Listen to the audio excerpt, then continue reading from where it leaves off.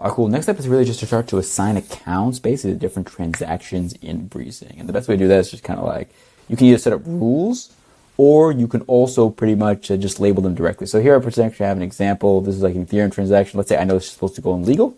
So I'll click over here. I'll just type legal. There you go. It's automatically labeled legal. But let's say then, okay, I actually want to get a bit more context. So I can click into this example. I can click into this transaction. I can see there's a bunch of details here, which we'll go through in a bit.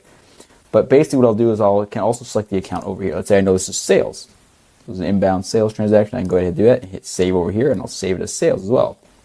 I can also leave a little accounting description. This was, let's say, for dev work, basically. I'll hit save. This kind of comes in handy later on. I'll show you because it'll sync directly into Xero, and I'll show you what it looks like.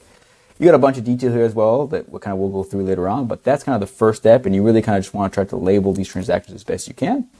The other key thing is you can also build rules. So, for example, if you remember, we had this one blockchain customer. Basically, we'll name it blockchain customer.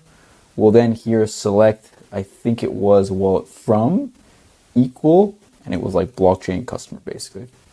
And then here I'll also select the transaction account. So instead of asset account or fee account, I'll just select transaction account.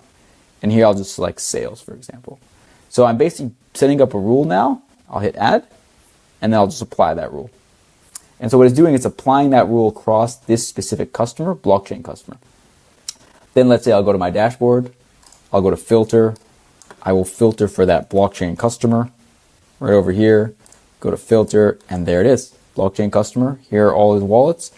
All of them labeled as sales. So that rule has been kind of officially applied. So you can either label them one by one, or you can build specific rules, and the rules come in handy. I'll show you kind of later on kind of how you can work with rules.